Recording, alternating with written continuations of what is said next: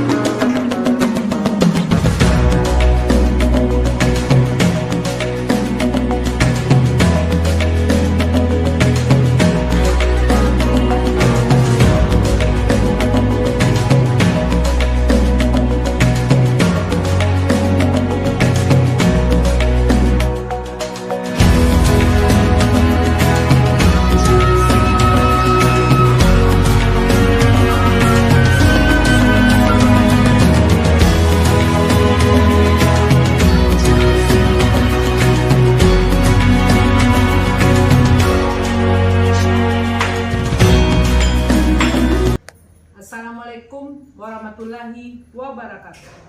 Salam guru penggerak. Video kali ini saya akan mempresentasikan tugas demonstrasi konstekstual modul 3.1 pengambilan keputusan berbasis nilai-nilai kebajikan sebagai pemimpin.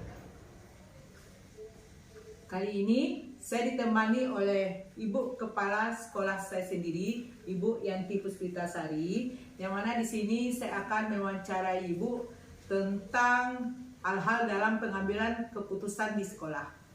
Baik, untuk itu kita langsung saja ke kegiatan berikut. Assalamualaikum Ibu. Salam.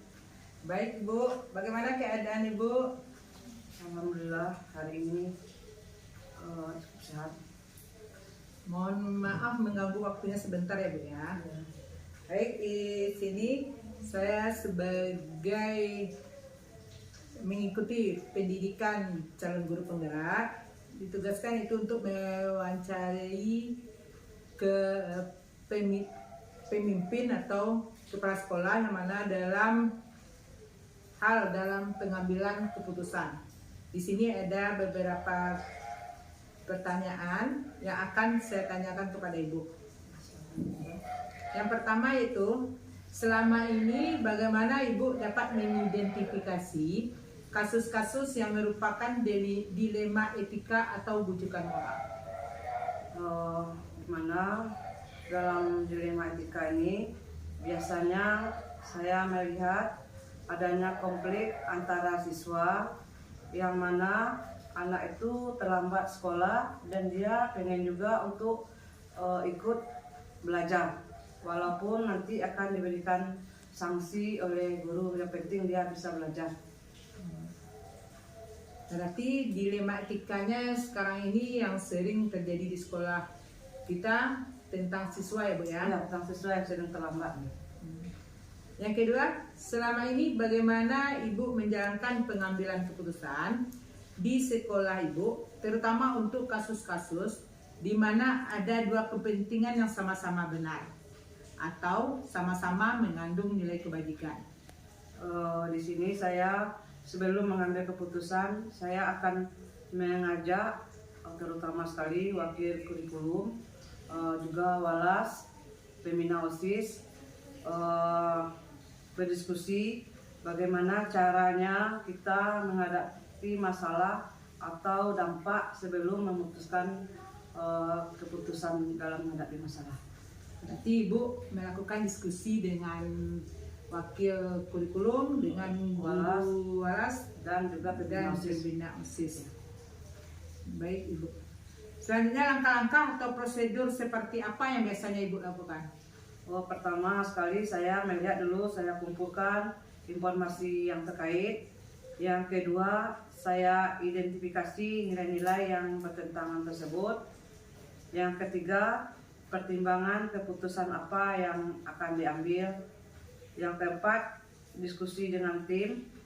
Yang kelima, mengambil keputusan melalui analisis masalah tersebut. Yang keenam, membuat rencana untuk melaksanakan keputusan. Jadi nantinya akhirnya keputusan apa yang akan kita ambil dalam menyelesaikan masalah tersebut. Berarti Ibu sudah pernah melakukan pertimbangan, diskusi dengan para dewan guru dan wakil, selanjutnya melakukan analisis dan apa tindak lanjut yang akan diambil untuk penyelesaiannya. Terus hal apa saja yang selama ini Ibu anggap efektif dalam pengambilan keputusan pada kasus-kasus dilema etika? Di mana di sini saya melakukannya secara efektif, melibatkan berbagai orang dalam proses dalam mengambil keputusan, berkomunikasi dengan jelas, transparan dalam membuat keputusan. Jadi di sini saya membuat keputusan itu sesuai dengan hasil musyawarah dengan dewan guru. Berarti semua keputusan yang akan diambil kita musyawarahkan dulu ya. Iya, kita musyawarahkan dulu. Terus hal-hal apa saja yang selama ini merupakan tantangan dalam pengambilan keputusan pada kasus-kasus dilema etika? Dalam ini adalah tantangannya termasuk konflik kepentingan antara pihak-pihak yang terlibat, ada tekanan dari luar, dan ada ketidakpastian dalam memilih keputusan yang tepat. Kadang-kadang dalam membuat keputusan itu sulit, apakah nanti bisa diterima oleh semua pihak.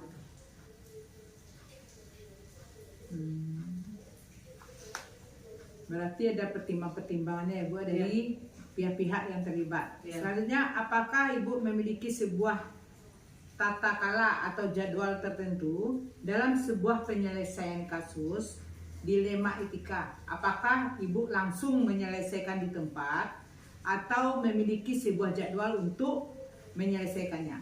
Bentuk atau prosedur seperti apa biasanya Ibu lakukan? Jadi dalam menyelesaikan satu kasus ini saya tidak mempunyai jadwal tetap, tetapi saya akan berusaha menyelesaikan masalah yang ada di sekolah ini secara secepat mungkin, sambil memastikan semua langkah-langkah yang diambil dengan secara hati-hati.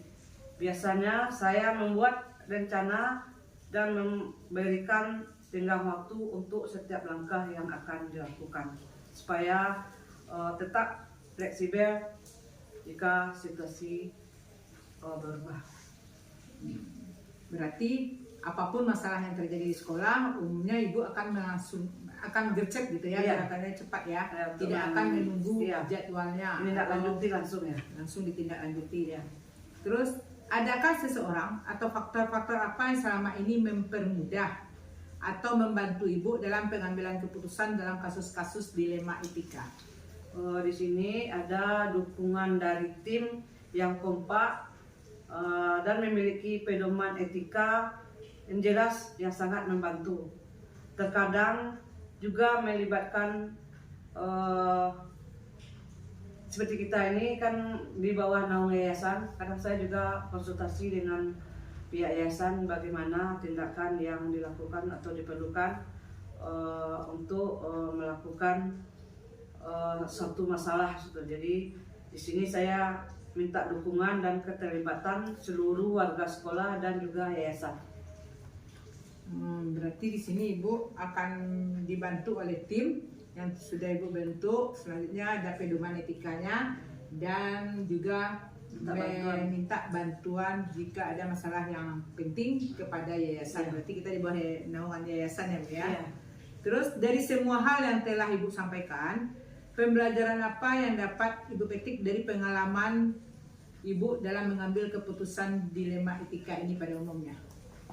Jadi dari masalah yang ada di sekolah ini, saya dapat belajar bahwa keterbukaan komunikasi antara dewan guru dan juga yayasan itu sangat penting sekali dalam pengambilan keputusan, dan juga mempertimbangkan aspek-aspek dan dampak dari keputusan yang diambil.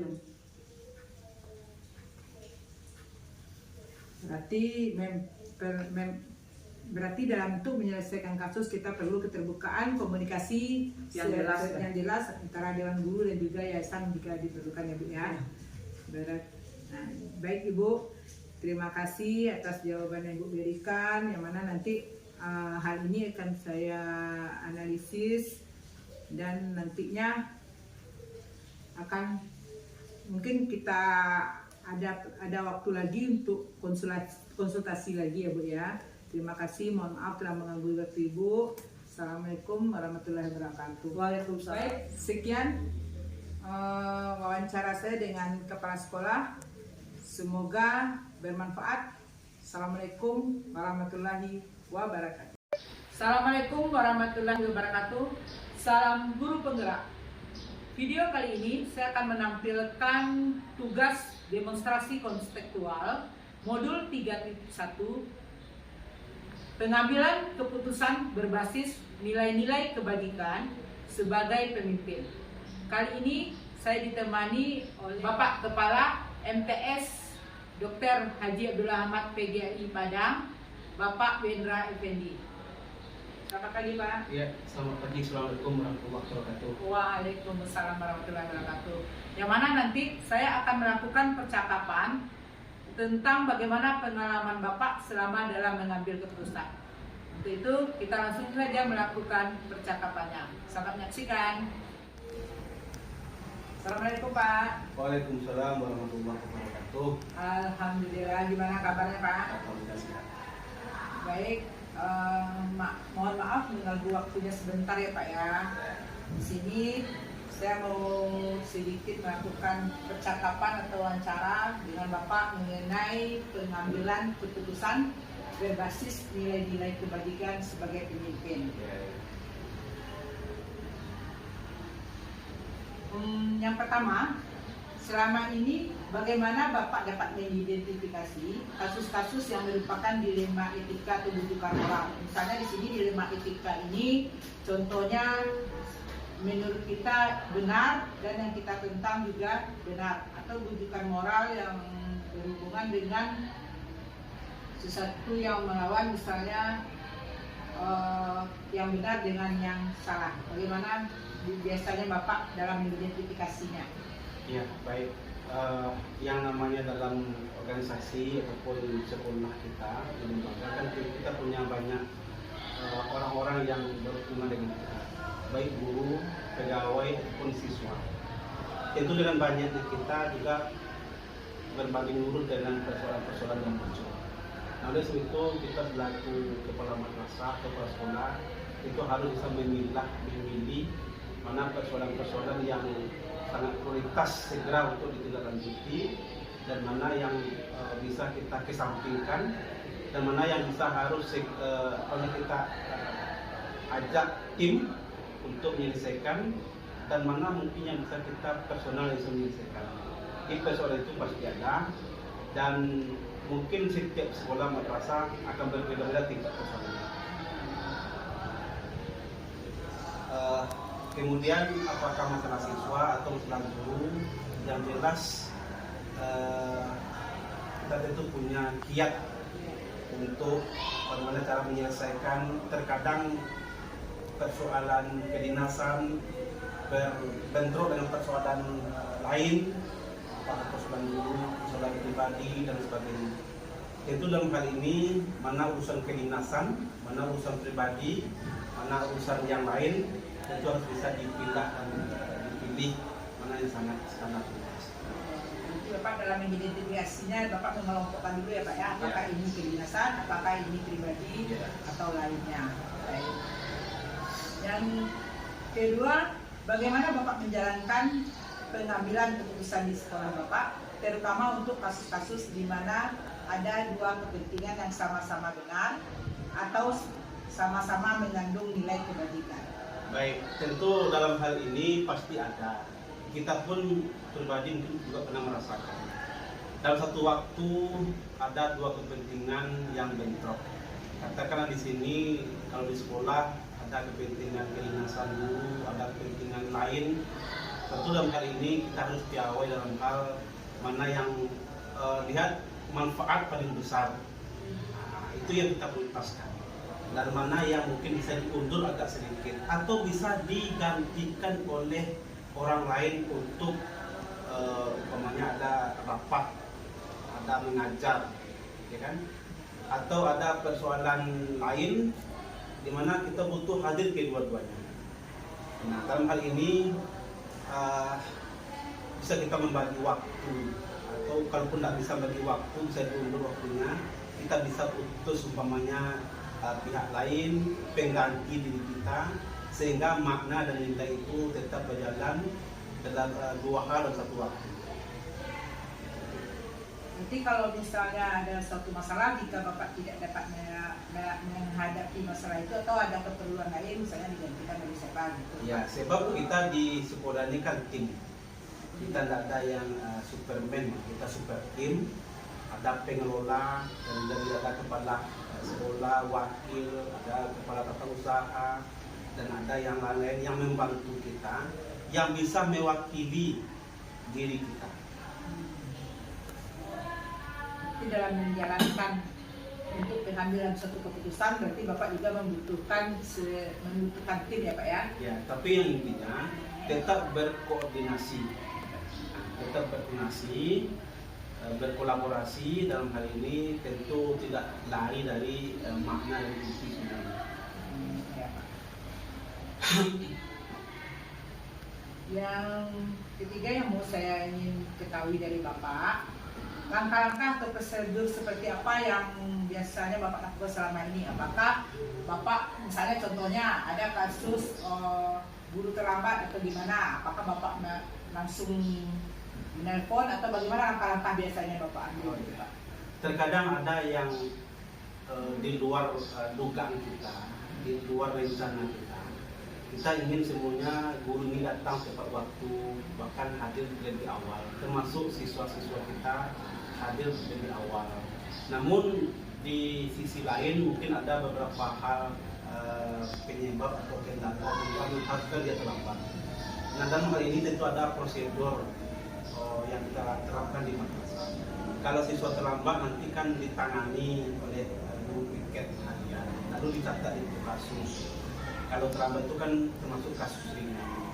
Namun ada beberapa durasi terlambat, terhitung terlambat berapa. Contoh kita masuk pukul 7.00, itu masih ada toleransi 15 menit untuk dinyatakan terlambat. Tapi kalau sudah 7.16 bisa dikatakan terlambat. Maka guru piket mencatat di buku kasus, lalu nanti diproses lebih lanjut. Jadi perjanjian, teguran, kalau dulu sudah 3 kali dipanggil orang tua dan sebagainya. Nanti kalau sudah berlanjut, nanti akan terus kasus ini kepada wali kelas, nanti kepada wakil kesiswaan, ujung nanti baru kepala madrasah. Begitu juga dengan guru. Terkadang ada guru yang tidak direncanakan, yang sifatnya insidentil sehingga dia terlambat hadir. Maka kita harus bergerak cepat.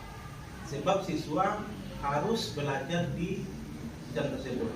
Maka guru piket kita minta untuk segera menangani kelas yang guru tadinya tidak hadir.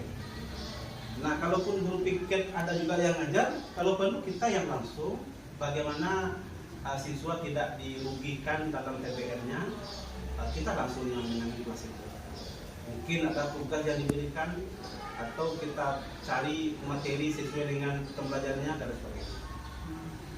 Berarti kalau seandainya yang terjadi pada siswa, berarti ada tahapnya dari guru piket, baru nanti naik ke di kelas ya Pak ya, ke wakil. Jadi tidak langsung ke kepala sekolah menangani. Berarti begitu langkah-langkah yang Bapak lakukan selama ini. Jika itu pun terjadi pada guru, berarti Bapak akan menanyakan dulu gimana, melihatnya dulu kepada guru. Bapak yang terjun langsung ya Pak ya untuk menggantikan sementara waktu. Baik, yang selanjutnya hal apa saja yang selama ini Bapak anggap efektif dalam pengambilan keputusan pada kasus-kasus dilema etika itu Pak? Iya, barangkali karena kita perlu duduk bersama. Apapun sesuatu yang kita putuskan memang harus azasnya musyawarah. Maka dalam hal ini karena kita kalau sifatnya mendesak dan harus cepat, mungkin bisa kita ambil kebijakan langsung. Tapi karena kini berimbasnya untuk orang banyak, akibatkan bersama, minimal kita panggil orang-orang yang terkait dengan persoalan yang terjadi. Contohnya pengelola tadi, seperti wakil, kepala tata usaha, dan nanti pembina OSIS, operator, dan sebagainya. Termasuk wali-wali kelas. Sehingga apa yang kita putuskan, kebijakan yang kita ambil adalah kebijakan dan keputusan bersama dan diharapkan bisa diterima oleh bersama. Jadi asasnya musyawarah, kita duduk bersama sehingga mengurangi konflik atau ketidakpuasan dari kebijakan yang kita ambil. Berarti langkahnya menurut Bapak sudah sangat efektif ya Pak ya. Jadi kalau ada suatu masalah Bapak akan mengumpulkan tim dan yang tim yang khusus dulu, misalnya yang terkait dengan apa. Kalau kasus terlambat berarti yang berkompeten di bidang itu misalnya wakil atau guru BK atau segalanya ya Pak ya. Berarti ada tim khususnya. Berarti tidak langsung kepala sekolah untuk terjun mengambil suatu keputusan ya Pak ya. Selanjutnya, yang selama ini apa tantangan dalam pengambilan keputusan pada kasus-kasus dilema etika Pak? Ya, tantangan barangkali karena pertama personil kita kan tidak banyak, personalia kita tidak banyak. Lalu yang kedua, masing-masing kita ini kan punya kepentingan dan tugas yang lain. Terkadang berbenturan antara tugas dengan yang sifatnya insidental. Maka untuk hal ini perlu kiranya tim yang bisa membantu, katakanlah KKG kan, ketika guru tidak bisa hadir mengajar, maka yang serumpun dengan guru itu bisa menggantikan. Maka itu salah satu bentuk antisipasi dalam hal proses belajar mengajar tetap berjalan bagaimana mestinya. Oh ya. Nah, misalnya kalau Bapak biasanya mengambil suatu keputusan, adakah katakan misalnya berhubungan dengan guru ini atau berhubungan dengan rumpun ini, adakah biasa tantangan seperti itu Pak? Tantangan itu pasti ada, cuman barangkali bisa kita antisipasi dan guru pun memahami yang jelas sesuai dengan komitmen di awal. Guru masuk mengajar di sini sebab tugasnya tidak saja mengajar di kelas, tapi juga kompetensi lain harus berjalan seirama, kompetensi sosialnya, kompetensi budgetnya dan sebagainya. Dan biasanya selama ini tantangan itu tidak terlalu muncul, rumit, dan insya Allah bisa kita antisipasi. Berarti untuk mengantisipasi terjadinya tantangan dalam suatu kerjasama atau kolaborasi di sekolah, berarti Bapak sudah membuat step-stepnya dari awal, perjanjian dari awal ya Pak ya.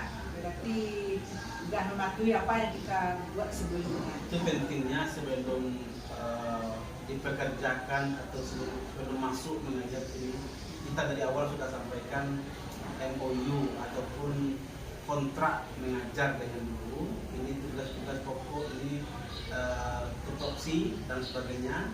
Lalu di luar itu ada semacam tingkat loyalitas terhadap lembaga, komitmen yang tinggi sehingga tidak mengabaikan tugas-tugas tidak saja di luar kedinasan, tapi juga membantu bagaimana memajukan dan mengembangkan sekolah ini. Sebab kalau hanya guru mengajar di kelas, lalu pulang, lalu tidak banyak waktu untuk memikirkan kemajuan, tentu sekolah kita akan berjalan secara stagnan, tidak akan berkembang secara besar. Ya, bagus Pak. Banyak sekali informasi yang saya dapat dari Bapak. Selanjutnya, apakah Bapak memiliki sebuah tata kala, maksudnya tata kala atau jadwal tertentu dalam sebuah penyelesaian kasus dilema etika?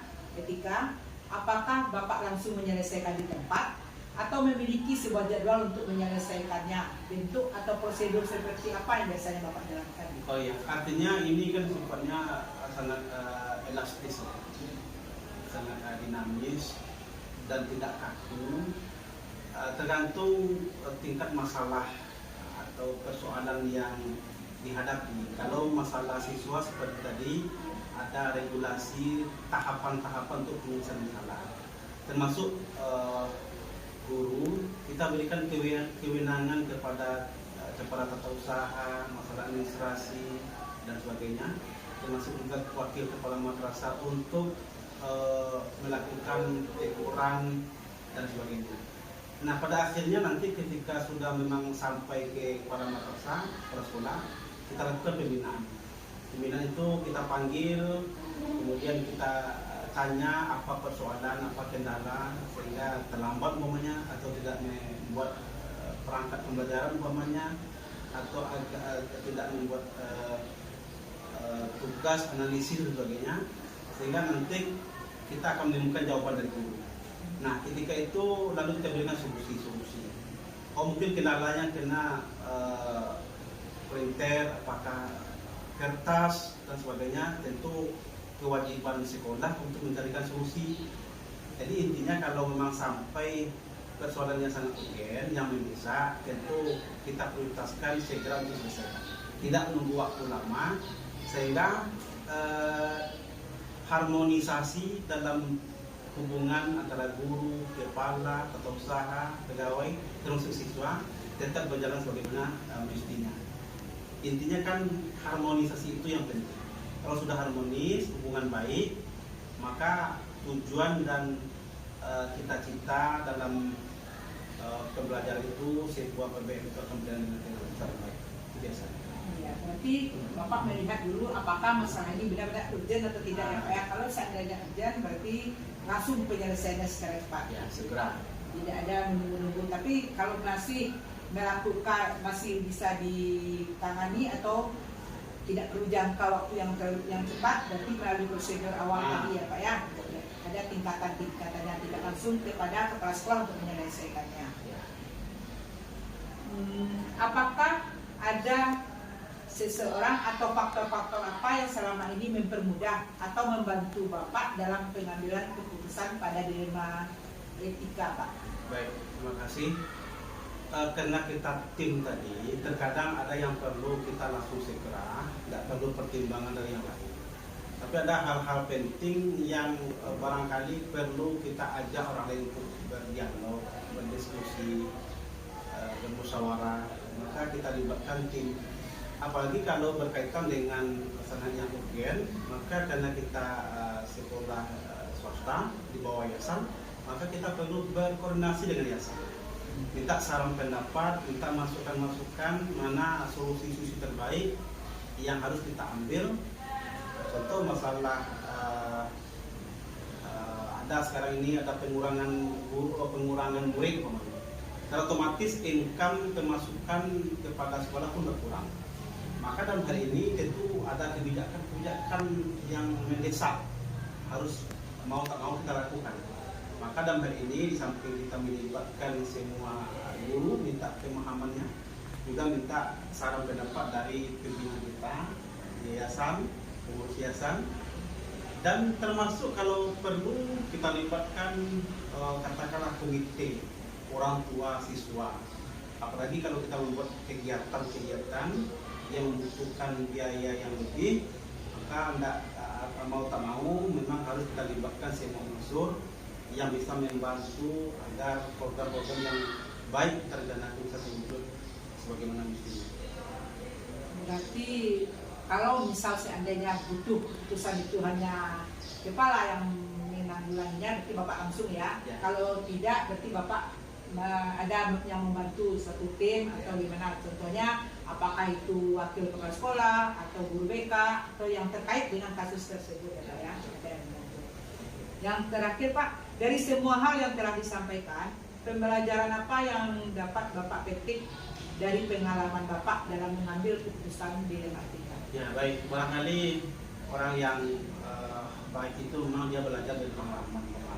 Sebab pengalaman ini terkadang berulang. Pengalaman orang lain itu bisa berulang pada diri kita. Maka kita perlu mengambil katakanlah pelajaran dari suatu masa lalu kita, sehingga kalau yang baik kita teruskan, kalau yang kurang baik itu kita perbaiki. Maka dalam hal ini pengalaman itu kita belajar dari sana, kemudian kita perlu carikan kiat-kiat lain. Mungkin kiat-kiat ini yang perlu beria-ia dengan yang lain, perlu referensi dari sumber-sumber yang lain yang tidak dekat, sehingga kebijakan-kebijakan yang kita ambil itu bisa diterima oleh semua pihak dan bisa kita upayakan tidak merugikan orang lain, kemudian bisa menjadi kemaslahatan dan kebaikan untuk semua. Jadi kita perlu latihan atau perlu referensi dari teman-teman mungkin bersama kepala Pak atau pengawas yang mana nantinya akan menambah pengetahuan kita dalam mengambil keputusan gitu Pak. Ya, Pak.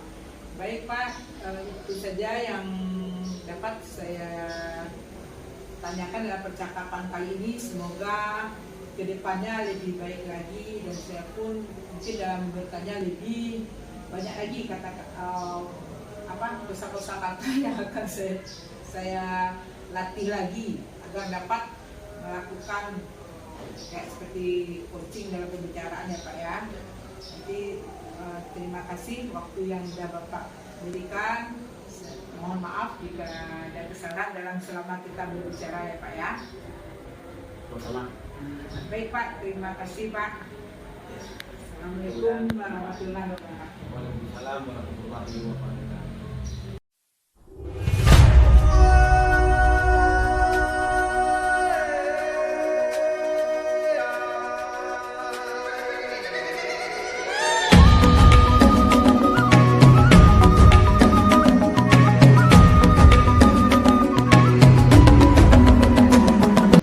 Sekian video pembelajaran saya hari ini. Semoga bermanfaat bagi kita semua. Terima kasih. Sampai jumpa. Assalamualaikum warahmatullahi wabarakatuh.